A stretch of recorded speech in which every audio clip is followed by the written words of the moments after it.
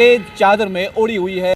मेंढर में आवारा कुत्तों का खतरा बढ़ता जा रहा है। आवासीय और व्यावसायिक क्षेत्रों के साथ साथ अस्पतालों और स्कूलों के सामने आवारा कुत्तों के काटने का खतरा ज्यादा है।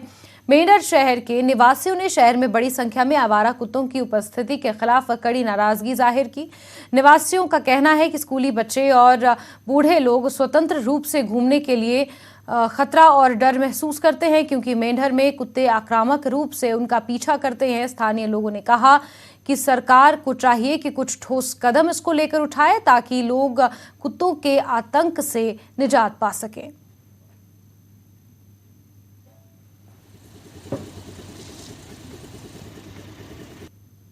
मस्जिद में नमाज पढ़ने के लिए जाते हैं तो जब वापस आते हैं या जाते हैं तो ये कुत्तों का इतना ढेर लगा हुआ है, कम से कम इनको कंट्रोल करना चाहिए।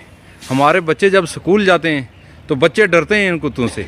हज़ारों की तादाद में यहाँ कुत्ते हो चुके हैं।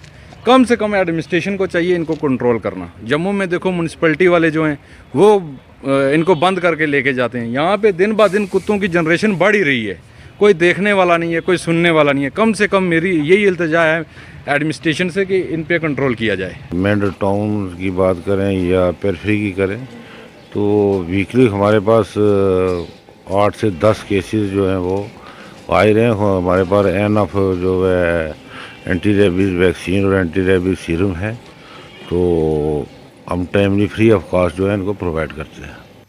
आगे बढ़ेंगे। पहलगाम में इन दिनों पर्यटकों की